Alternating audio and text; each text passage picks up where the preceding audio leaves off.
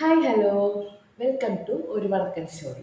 അപ്പോൾ ഞാൻ ഇന്ന് ഒരു പുതിയ വീഡിയോ എന്ന് വെച്ച് കഴിഞ്ഞാൽ കുറേ നാളായി വീഡിയോസ് ഇട്ടിട്ട്. അപ്പോൾ എല്ലാവരും ചോദിച്ചു തുടങ്ങി എന്താ ഇടാത്തതെന്ന്. ഒരു രസം അത് കേൾക്കുമ്പോൾ. അപ്പോൾ എന്തായാലും ഞാൻ വീഡിയോ ഇടാൻ തീരുമാനിച്ചിട്ടുണ്ട്. അപ്പോൾ ഇനി കൺസിസ്റ്റൻസി ഞാൻ കീപ്പ് ചെയ്യുന്നതായിരിക്കും. ഞാൻ ഇടയ്ക്ക് പോയി വന്നുകൊണ്ട് ഇങ്ങനെ ഇരിക്കുകയാണ്. അപ്പോൾ നമുക്ക് എന്തായാലും ഞാൻ എൻ്റെ വീട്ടിൽ കുറേ അധികം പാലിൻ്റെ പാക്കറ്റ് സ്റ്റോക്ക് വന്നു. അപ്പോൾ ഞാനാണെങ്കിൽ ചെറിയ ഡയറ്റിലാണ്, എന്നും ഡയറ്റിലാണ്, പക്ഷെ ഇതുവരെ നടക്കാറില്ല. ഇപ്രാവശ്യം എന്തായാലും നടത്തണം എന്ന് വിചാരിച്ചിട്ടാണ്. അപ്പോൾ ഈ ഡയറ്റ് കാരണം നമ്മൾ സാലഡിന് ഡ്രസ്സിങ്ങിന് എപ്പോഴും പനീർ ആവശ്യമുണ്ടാവും. പ്രോട്ടീൻ റിച്ച് അല്ലേ പനീർ. അപ്പോൾ പനീർ പാലിരിക്കുന്നു, വിനാഗിരി ഇരിക്കുന്നു. പിന്നെ പനീർ ഉണ്ടാക്കാമെന്ന് വിചാരിച്ചു. അപ്പോൾ എങ്ങനെയാണ് പനീർ ഉണ്ടാക്കാമെന്ന് നമുക്ക് നോക്കാം. ഞാനിതുപോലെ യൂട്യൂബ് എല്ലാം നോക്കി പഠിച്ചിട്ടുണ്ട്. അപ്പോൾ എങ്ങനെ ഉണ്ടാക്കണേന്ന് നോക്കാം. ഇതൊരു പുതിയ സംഭവമൊന്നുമല്ല കേട്ടോ, ആദ്യം തന്നെ പറയാം. അപ്പോൾ നമുക്കത് ജസ്റ്റ് പനീർ എങ്ങനെ ഉണ്ടാക്കാം എന്നുള്ളത് നമുക്കൊന്ന് നോക്കാം.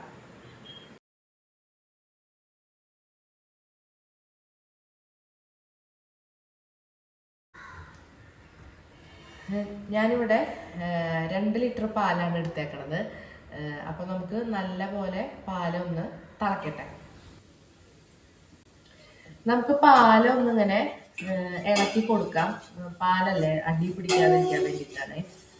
അപ്പോൾ അത്യാവശ്യം നല്ലോണം കുറച്ച് നേരം തിളയ്ക്കണം. തിളച്ചതിന് ശേഷം കുറച്ചായിട്ട് നമുക്ക് വിനാഗിരി, നമുക്ക് തൈര് എടുക്കാം, നാരങ്ങ എടുക്കാം, വിനാഗിരി എടുക്കാം. ഞാനിവിടെ വിനാഗിരിയാണ് കേട്ടോ എടുക്കുന്നത്. അപ്പൊ ഞാൻ വിനാഗിരിയുടെ കണക്ക് പറയാം. കാരണം ഞാൻ വിനാഗിരി ഓൾറെഡി എടുത്തു വെച്ചു കേട്ടോ. അപ്പോൾ ഞാൻ എടുത്തിരിക്കുന്നത് ഒരു 4 ടേബിൾ സ്പൂൺ.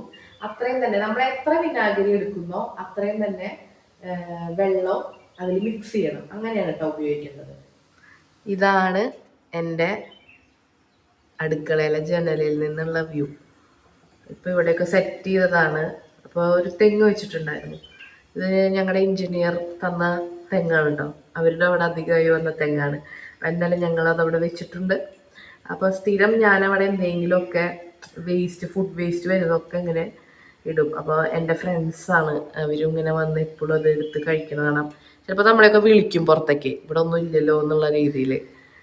അപ്പോൾ പതഞ്ഞ് തുടങ്ങിയിട്ടുണ്ട്. അപ്പോൾ ഇനി ഇപ്പം തിളയ്ക്കുമായിരിക്കും. തിളച്ചു അനിയ തിളച്ചു.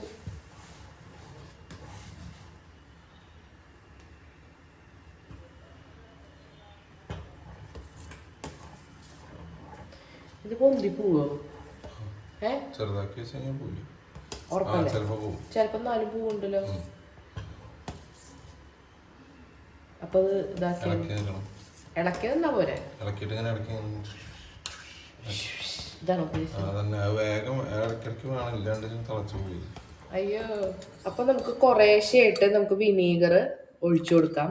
കുറേശ്ശെയായിട്ടേ ഒഴിക്കാൻ പാടുള്ളൂ.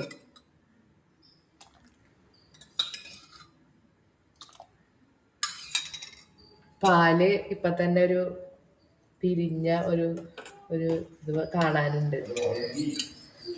പാല് കുലുങ്ങിയിട്ടില്ല. അപ്പൊ നമുക്ക് കുറച്ചും കൂടി വിനീഗർ ഒഴിച്ചു കൊടുക്കാം കേട്ടോ. അപ്പൊ ഇപ്പൊ നോക്കുമ്പോ പാല് പിരിഞ്ഞു തുടങ്ങിയിട്ടുണ്ട്. അപ്പൊ എനിക്ക് തോന്നുന്നു ഞാൻ എടുത്തു വെച്ചിട്ടുള്ള മൊത്തം വിനീഗർ ഇതിലോട്ട് ആവശ്യം വരും എന്നുള്ളത്. അപ്പൊ ഞാനിത് മൊത്തം ഒഴിച്ചു കൊടുക്കുകയാണേ.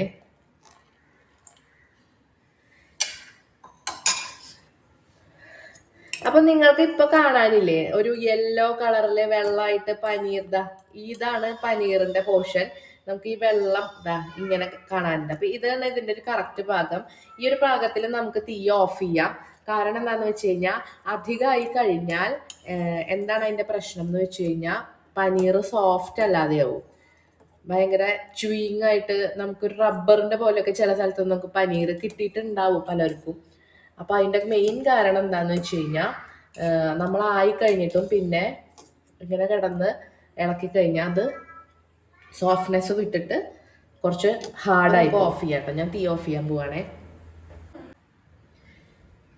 അപ്പൊ നമുക്ക് പനീറും വെള്ളവും സെപ്പറേറ്റ് ചെയ്യണല്ലോ. അതിന് വേണ്ടിയിട്ട് നമുക്ക് നല്ലൊരു തുണി വേണമെന്ന് വെച്ചാൽ നല്ല ക്ലീൻ ആയിട്ടുള്ള ഒരു തുണി, അതിലേക്ക് നമുക്ക് പനീറും നമുക്ക് ഇതും ഒഴിച്ചു കൊടുക്കാം കേട്ടോ.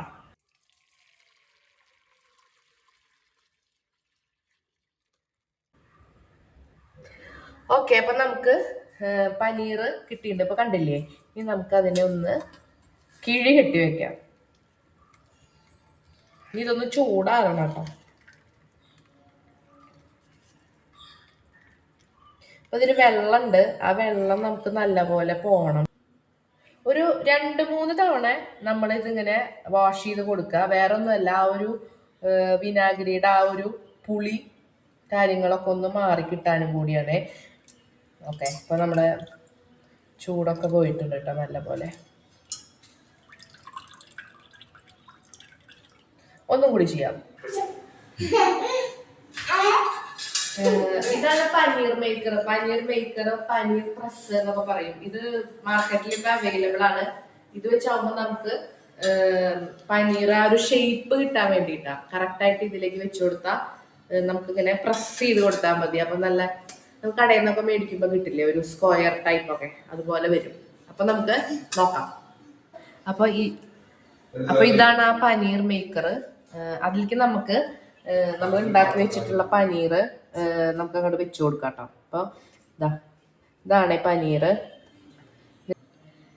അപ്പോൾ ഇതാ പനീർ ഇട്ടോ. എല്ലാവരും കണ്ടോളൂ പനീർ. നമുക്ക് ഇനി ഇത് ഷേപ്പായിട്ട് കാണാം. അപ്പോൾ ഒന്നുമില്ല, ഈ പ്രസ്സർ ഈ ഒരു അടപ്പ് വെച്ചിട്ട് നമുക്കതിനെ മാക്സിമം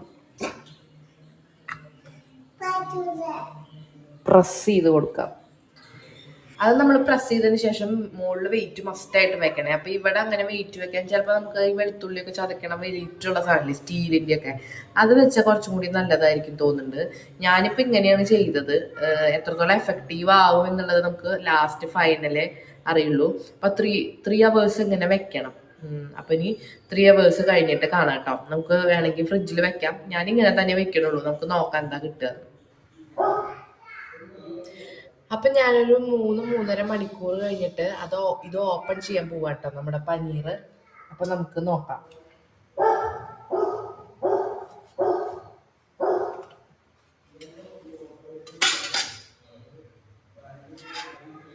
അപ്പൊ സൂപ്പറായിട്ട് തന്നെ പനീർ കിട്ടിയിട്ടുണ്ട്. സത്യം പറഞ്ഞാൽ ഇതിങ്ങനെ കിട്ടുമെന്ന് ഞാൻ വിചാരിച്ചില്ല. അപ്പൊ ഇതിൽ നിന്നുള്ള എക്സസ് വെള്ളമൊക്കെ സത്യം പറഞ്ഞു കഴിഞ്ഞാൽ നിലത്തെല്ലാം പോയിട്ടുണ്ട് കേട്ടോ.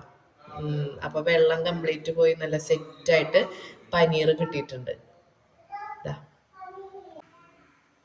അപ്പൊ ഇതാണ് നമ്മുടെ ഫൈനൽ റിസൾട്ട്. പനീറിന്റെ നല്ല നൈസായിട്ട് കിട്ടിയിട്ടുണ്ട്. ആക്ച്വലി ഒരു 300-300 സംതിങ് കറക്റ്റ് ഗ്രാംസ് എനിക്കറിയില്ല. എന്തായാലും അത്രയും ഒരു പനീർ ഉണ്ടാവും കേട്ടോ. നൈസായിട്ടുണ്ട്. വേണമെങ്കിൽ നമുക്കൊന്ന് കട്ട് ചെയ്ത് നോക്കാം.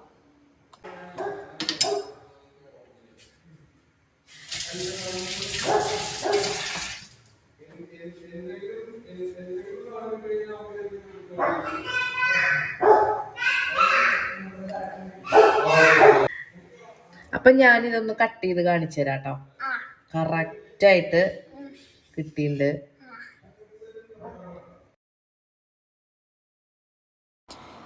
ഇന്നത്തെ വീഡിയോ അപ്പോൾ അത്രയേ ഉള്ളൂ കേട്ടോ. അപ്പോൾ എല്ലാവരും ഒന്ന് ട്രൈ ചെയ്ത് നോക്കണേ. അപ്പം ശരി, ബൈ.